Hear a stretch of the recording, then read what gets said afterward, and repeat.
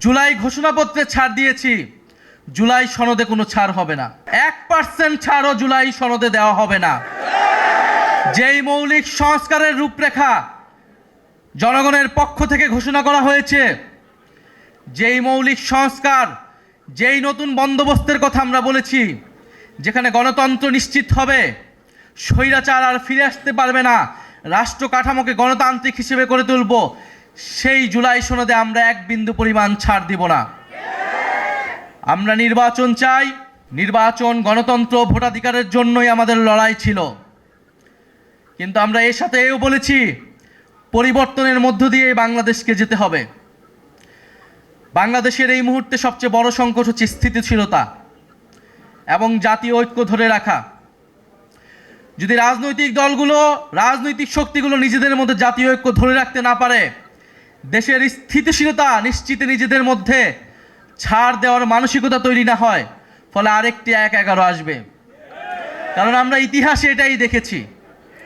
আমরা মনে করি রাজনৈতিক সমস্যার সমাধান রাজনৈতিক দলগুলোকেই বসে করতে হবে এবং সেই সংস্কৃতি বাংলাদেশে কায়েম করতে হবে। যদি রাজনৈতিক দলগুলো ব্যর্থ হয়, লাভবান হবে ডিজিএফআই। অন্তর্বর্তী সরকার যেই প্রতিশ্রুতি দিয়ে, যেই শহীদের রক্তের উপর দিয়ে প্রতিষ্ঠিত হয়েছে, সেই প্রতিশ্রুতি আদায় না করে এই সরকার যেতে পারবে না। সেই প্রতিশ্রুতি বাস্তবায়ন না হওয়া পর্যন্ত কোনো রাজনৈতিক দল ক্ষমতায় আসতে পারবে না। তরুণরা বারবার জীবন দিবে, রক্ত দিবে রাজনৈতিক দলগুলোকে ক্ষমতায় নেওয়ার জন্য, আর বাংলাদেশের বড়নগরের ভাগ্যের কোনো পরিবর্তন হবে না, এইটা বাংলাদেশের তরুণরা আর মেনে নেবে না। বাংলাদেশের তরুণরা একটা অমর্যাদাকর জীবনযাপন করে,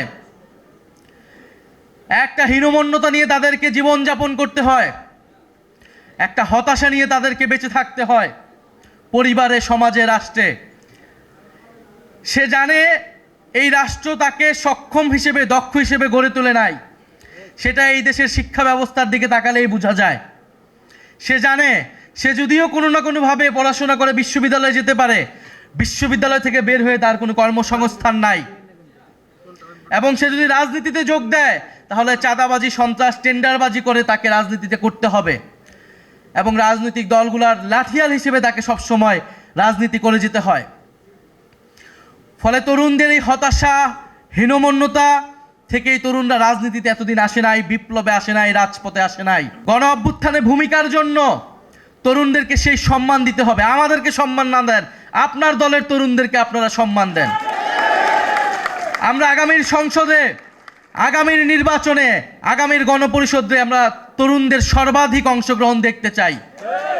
সকল রাজনৈতিক দলকে এটা কমিটমেন্ট করতে হবে।